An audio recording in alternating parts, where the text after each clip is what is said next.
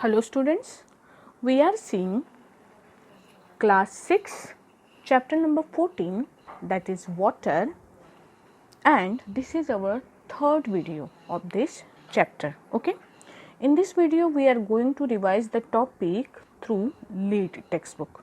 Lead के text book में के जो टॉपिक्स है जहाँ तक हमारा सिलेबस हो चुका है वो हम इसमें से देखने की कोशिश करेंगे in short. Okay, concept time 1 in which it is given how much water do we use, हम कितना वाटर यूज़ करते हैं. ओके, किस किस पर्पज़ के लिए यूज़ करते हैं, that is given in this paragraph. See, we use water for different purposes, namely for the purpose of drinking, then domestic use घर के काम के लिए, after that we use water for agriculture and industries. Okay, these are 4 purposes of water. For drinking, on average people drink about 4 liter water per day. एक दिन एक person 4 litre water क्या करता है, कंज्यूम करता है. Second is domestic use. Water is used for domestic purposes such as cleaning home, washing dishes and clothes, and bathing and cooking. On an average, a person needs about 150 liter of water per day for all these activities. Third is agriculture. The largest consumption of water occurs in agriculture. हम घर में इतना water use नहीं करते जितना हम agriculture के लिए करते हैं. Okay, for growing crops, raising live stocks. Live stocks means कौन, पालतू प्राणी जो अपने होते हैं, जो हम एग्रीकल्चर के लिए ब्रीड करते हैं जैसे कैटल से, they are called as livestock. For example, to grow 1 kilogram of rice we need approximately 2500 litres of water. ये एक एग्जाम्पल है. राइस को ग्रो करने के लिए हमें 2500 लीटर वाटर लगता है 1 किलोग्राम राइस को ग्रो करने के लिए. Means it is a large amount of water. Next is industries. Water is commonly use to manufacture product such like clothes and papers. ये बनाने के लिए आपको कॉटन चाहिए. To produce a simple cotton T-shirt it takes about 2700 litre of water. एक cotton का T-shirt अगर आपको बनाना है तो उसके लिए 2700 लीटर ऑफ वाटर की रिक्वायरमेंट होती है. Okay, so this is what we use water in quantity. Okay, this is tremendous amount of water we are needing for our daily uses. Okay, so where does we get all this water from? We get water from different water sources. Some of us are fortunate enough to get water as soon as we turn on our tap in our home. But where does the water in the tap come from? Some sources of water are outlined below. पहला क्या है, river, then lake. River और lake ये दो कौन सा water use करते हैं, सरफेस के ऊपर का वाटर. और ग्राउंड वाटर जो हम यूज़ करते हैं हैंड पंप से या वेल से, हम क्या करते हैं, ग्राउंड वाटर को एक्सेस कर सकते हैं. Surface water sources, river, pond and lake are few main sources of water. These are also called surface water sources. The water in our tap usually comes from these sources. The water in these sources is usually replenished by rain. Rainfall से ये water की level हर बार क्या होती जाती है, replenish. मतलब अगर पानी ख़त्म होता है इस साल, अगले साल बारिश होगी, again you will get the water. Water refill किया जाता है by rain. Groundwater sources, hand pumps and well help us reach water that exists below the surface of the earth. This is called as groundwater. Rainwater seeps. Rainwater जो है धीरे धीरे ज़मीन के अंदर सीप करके क्या होता है, ग्राउंड वाटर रिचार्ज किया जाता है. ठीक है. Do you know that there are more than 10,000 rivers in India which serves as sources of water. हमारे कंट्री में नियर अबाउट 10,000 रिवर्स है जो आपके वाटर की जो रिक्वायरमेंट है वो क्या करते हैं, फुलफिल करते हैं. ओके, इसके ऊपर बेस ये जो एक्सरसाइज थी हमने प्रैक्टिस सेट 1 हम ऑलरेडी कर चुके हैं. Let us move to next concept time, that is concept time 2. It includes water cycle. The water cycle. Where does the water in all sources of water, that is river, lake, ponds and groundwater, comes from? To understand this we need to learn about water cycle. ये सारे water का जो source है हमारे पास क्या है, water cycle है। देखो ये फिगर में आपको पूरी वाटर साइकिल दिखाई दी है। ये एक इम्पॉर्टेंट डायग्राम है एंड इम्पॉर्टेंट कंसेप्ट हो, ये कंसेप्ट केयरफुली आपको क्या करना है, समझ लेना है। तो वाटर साइकिल है, साइकिल का मतलब क्या, साइकिल का मतलब इसके स्टेप्स जो है, एक स्टेप के बाद दूसरी, दूसरी के बाद तीसरी, तीसरी के बाद चौथी, फाइनली वही प्लेस पे आते हैं जहाँ से शुरू किया है। ऐसे स्ट्रक्चर को हम क्या बोलते हैं, साइकिल्स बोलते हैं। ओके, तो ये साइकिल्स में देखो होता क्या है, पहली जो वाटर साइकिल है, वाटर साइकिल की जो पहली स्टेज है, that stage is called as evaporation. Evaporation मतलब क्या, जो भी वाटर प्रेजेंट है, कहाँ पे, वाटर आपके ओशियन में प्रेजेंट है, वाटर लेक्स में प्रेजेंट है, रिवर में, ओशियन में, रिवर में, लेक्स में जो वाटर प्रेजेंट है, ये वाटर क्या होता है, वाटर का इवोपरेशन होता है। इवोपरेशन का मीनिंग है वाटर जो आपका प्रेजेंट है लिक्विड फॉर्म में है ना, ये वाटर का कन्वर्शन होता है वाटर वेपर में। Water get converted into what, water vapour. Water का कन्वर्शन वाटर वेपर में होता है। The process is called as evaporation. Okay, this is the first step in water cycle, evaporation. Evaporation हमने देखा है, ये अर्थ के ऊपर कंटिन्यूसली जहाँ पे भी वाटर बॉडीज प्रेजेंट है वहाँ से इवोपरेशन की प्रोसेस कंटिन्यूसली होते रहती है, जिसकी वजह से वाटर जो है वो लिक्विड स्टेट में से सॉलिड स्टेट में कन्वर्ट होता है। The first stage is called as evaporation. At the same time जो प्लांट्स है, वी नो दैट प्लांट्स के अंदर क्या होता है, प्लांट के लीव्स में स्टोमेटा नाम का स्ट्रक्चर प्रेजेंट होता है, याद है ना। यस, स्टोमेटा में से कार्बन डाइऑक्साइड और ऑक्सीजन का एक्सचेंज होता है in and out of the plant. Eight the same time जो स्टोमेटा है, स्टोमेटा में से जो वाटर है, स्टोमेटा के थ्रू क्या होता है, water is released into air. Water air में रिलीज किया जाता है in the form of water vapour and the process is called as transpiration. The process is called as transpiration. Okay, तो ये दो प्रोसेसेस है, evaporation and transpiration. By using this two process, अभी जितने फॉरेस्ट ज़्यादा, जितने प्लांट्स ज़्यादा, उतना इवोपरेशन उसमें से ट्रांसपीरेशन के जरिए ज़्यादा होगा, बराबर है। ये पहले दो प्रोसेसेस की वजह से वाटर का कंटेंट एयर में बढ़ता है in the form of water vapour. Okay, अभी ये वाटर वेपर सरफेस से ऊपर ऊपर जाएंगे, जैसे जैसे ये ऊपर जाते हैं वैसे वैसे टेम्परेचर होता है कम, है ना, टेम्परेचर लोअर्स, टेम्परेचर कम होता है। Because of temperature lowering of temperature, these water vapors they cool down. They what? Cool down. The process of conversion of water vapor into water droplet. ये जो वाटर वेपर है जो काय में present है, air के अंदर प्रेजेंट है, वो जैसे जैसे हाइट के ऊपर जाते हैं, ऊपर ऊपर ऊपर ऊपर जाएंगे, तो after that what happens, this water vapours get converted into water drops. They are converted into water drops. These water drops are very small, tiny. इतने छोटे होते हैं कि they can easily float into air. Okay, ये water drops इतने छोटे होते हैं कि they can easily float into air and they form cloud-like structure. Okay, they form cloud. And the process of formation of cloud you can call it as condensation. इसे बोलते हो आप condensation. इवोपरेशन के प्रोसेस के वजह से water का conversion water vapour में होता है। कंडेंसेशन के प्रोसेस के बाद water vapour again convert into water drops, but these water drops are so small that they can easily float into air. ठीक है, ये क्लाउड्स फिर धीरे धीरे आगे बढ़ते हैं।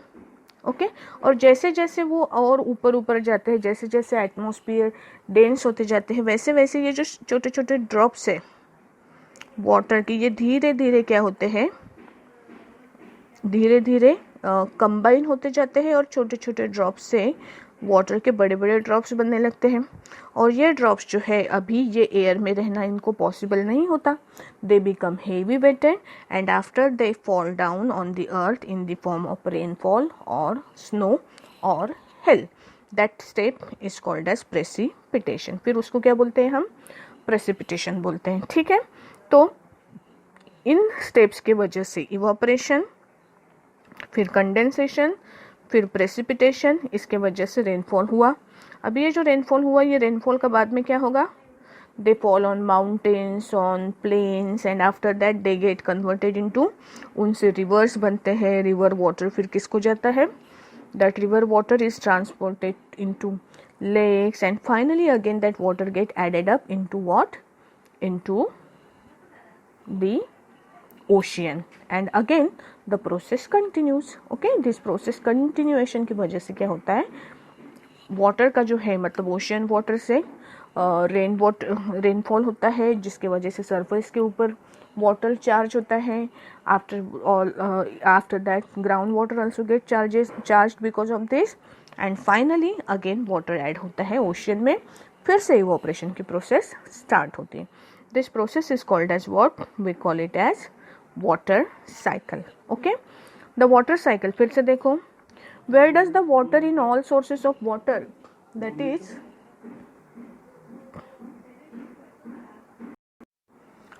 where does the water in all the sources of water, that is river, lake, ponds and groundwater comes from? To understand this, we need to learn about water cycle. The water cycle has 4 main steps. What are they? Number 1 is evaporation. When the water evaporates from different water bodies such as seas and ocean, the heat from the sun, due to heat from the sun, it turns into water vapor. In addition to the water evaporating from the seas and oceans, plants lose water too. Plants take in water from water in the under the ground using their roots. ये हमें पता है. Plants क्या करते हैं?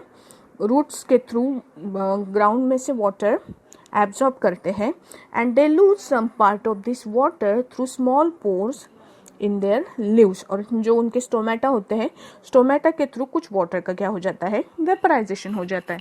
The process is called as transpiration. Second process is condensation. As water vapour rises above the surface of the earth, the cooler temperature causes it to condense into small water droplets. These form cloud. Third is precipitation. The droplets of water which form clouds first become bigger and heavier, and then they begin to fall onto the earth in the form of rain, hail, sleet or snow.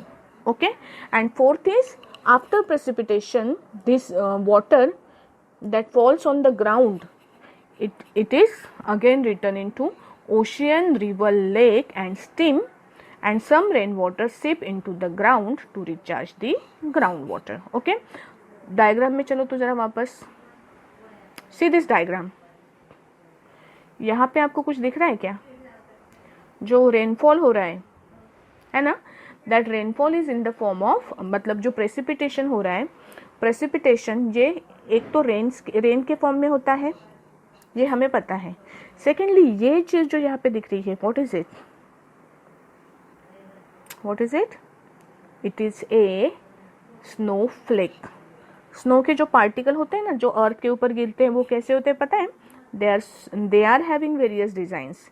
ऐसे अलग अलग shape में ये क्या होते हैं? Snow के छोटे छोटे फ्लेक्स बनते हैं और वो जमीन के ऊपर गिरते हैं. जनरली जहाँ पे वेरी कोल्ड रीजन है, वहाँ पे क्या होता है? ये जो रेनफॉल है, जो रेन के ड्रॉप्स है, जैसे हमने कंसीडर किया था कंडेंसेशन में, वाटर जो है वो टाइनी ड्रॉप्स के फॉर्म में ये होता है ना. ये टाइनी ड्रॉप्स उनको कलेक्ट होकर बिगर ड्रॉप्स बनने का चांस ही नहीं मिलता. इतना कम टेम्परेचर हो जाता है कि वो वही के वही क्या होते हैं? ड्रॉप्स फ्रीज हो जाते हैं, and then they fall down in the form of snowflakes. ये पहली चीज़. दूसरा, अगर टेम्परेचर इतना कूल नहीं है, then it falls in the form of rain drops.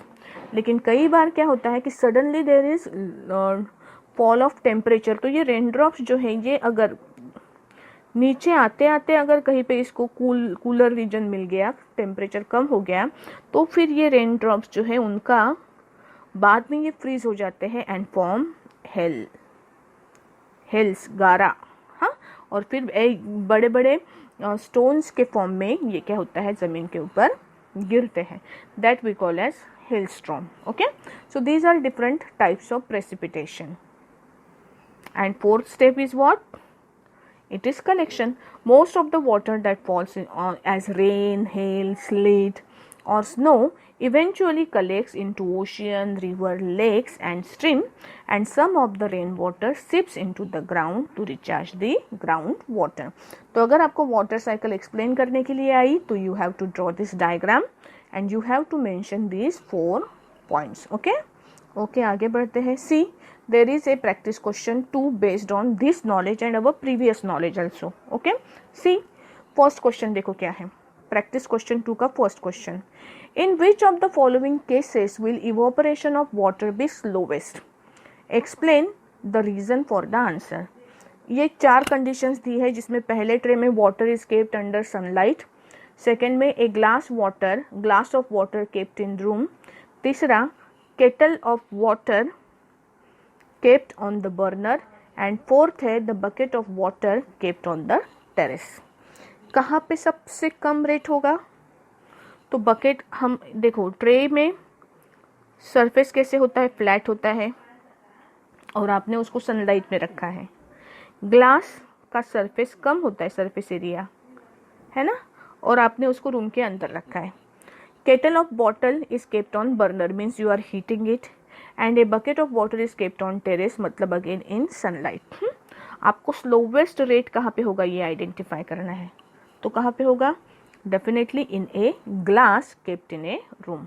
इसके 2 रीज़न आप बता सकते हो. रीज़न नंबर 1, देखो मैं क्या बोल रही हूँ, at the time of writing you have to write this. Number 1, in a room the temperature is low, and number 2, in a glass the surface area is minimum in all these 4 cases. Okay, इसके वजह से the rate of evaporation will be slowest in this condition. Question 2.2, transpiration is the process in which plant what? Receive water from the soil, prepare food with water, absorb water vapor from air or release water vapor into from their leaves. So transpiration is what? Releasing of water. D. Okay. Third, why do wet clothes kept on clothesline become dry after some time? Explain in under 40 words. Question का answer देखो क्या है, लिखना है notebook में. Hmm why do wet clothes kept on clothes line become dry after some time. Okay, answer लिखो इसका. When wet clothes are kept on a clothes line, comma, the water in the clothes get evaporated by absorbing the heat from the surrounding.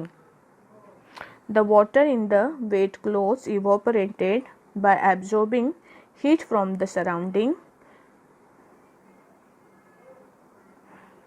Wind also help in the process. So after some time clothes become dry. Okay. Next, question 2.4, explain how leaves which are not in direct sunlight transpire. जो direct sunlight में नहीं रखे हैं वो plant भी transpiration की process करते हैं. कैसे? उसमें आंसर लिखो. Even when plant is not kept directly under the sunlight, comma, it can transpire by absorbing the heat present in the surrounding. The sunlight is evenly distributed in the surrounding. So there is some heat always present in the surrounding. Leaves can take this heat to convert water into water vapor and do transpiration even in a shade. Okay, मैंने slow बोला है, आप इसको revise करके लिख सकते हो फिर से. Question number 2.5. Covering more land with concrete affect the availability of groundwater. Do you agree? Justify your answer. अगर आपने ज़मीन को कंक्रीट से कवर कर दिया तो ग्राउंड वाटर कम अवेलेबल होगा. आपको ये लगता है क्या? डेफिनेटली लगता है. क्यों? क्योंकि अगर ग्राउंड वाटर आपने कंक्रीट से कवर किया है पूरा का पूरा, मतलब वहाँ पे अगर आपने पूरा टाइल्स लगा दिया है, तो इसकी वजह से क्या होगा, जो रेनफॉल होगा, रेनफॉल का मतलब जो वाटर है वो ग्राउंड पे गिरने के बाद में it will not seep into the ground, ground के अंदर सिप नहीं होगा और because of which ground water recharge नहीं हो सकेगा. ओके, सो राइटिंग टिप दी है यहाँ पे. Start your answer with I agree और डिसएग्री विद द स्टेटमेंट. तो पहले हम एग्री के साथ लिखेंगे इसको. देखो तो, I agree with the statement covering more land with concrete affect the availability of groundwater because of following reason. Reason लिखो. Number 1, the rainfall, when the rain fall on the ground, it slowly seep inside the ground and increase or recharge the ground water. Point 2, when maximum area is covered with concrete, comma, there will be no place for rainfall to seep into the ground. So the groundwater will not get recharged. Next, this will decrease the amount of groundwater in the under the soil, and so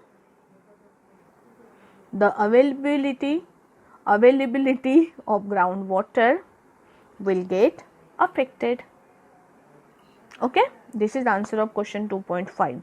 You can write all these answers in your own language if possible. अगर आप अपने language में लिख सकते हो तो well and good. अगर hint चाहिए तो इस आंसर में से ले सकते हो. ठीक है, okay. Right 2.6. Right the story to describe the journey of water as shown in figure. कहाँ से कहा जाता है, ये डायग्राम आपको एक्सप्लेन करनी है. Okay, use this checklist to correct your story. Number 1, I use terms evaporation, transpiration, condensation and precipitation, collection and groundwater. ये सारे words आपके story में होने चाहिए. I followed the correct sequence starting from evaporation, and after that I included all the 8 stages marked in the journey of water.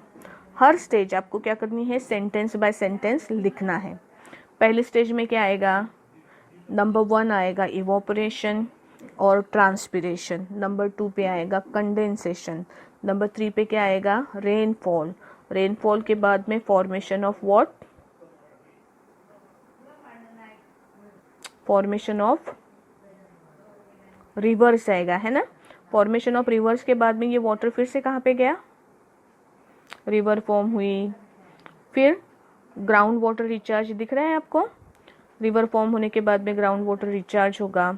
Ground water recharge होने के बाद में कुछ अमाउंट ऑफ वाटर फिर से ओशियन में रिटर्न आएगा.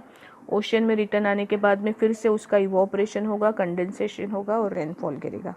ठीक है, जो फाइनली फिर से ओशियन को क्या करेगा, रिचार्ज करेगा. Okay, you have to write this story in your own language. Okay, तो यहाँ पे हमारी वाटर साइकिल टॉपिक फिनिश होता है. बाकी का नेक्स्ट वीडियो में देखेंगे.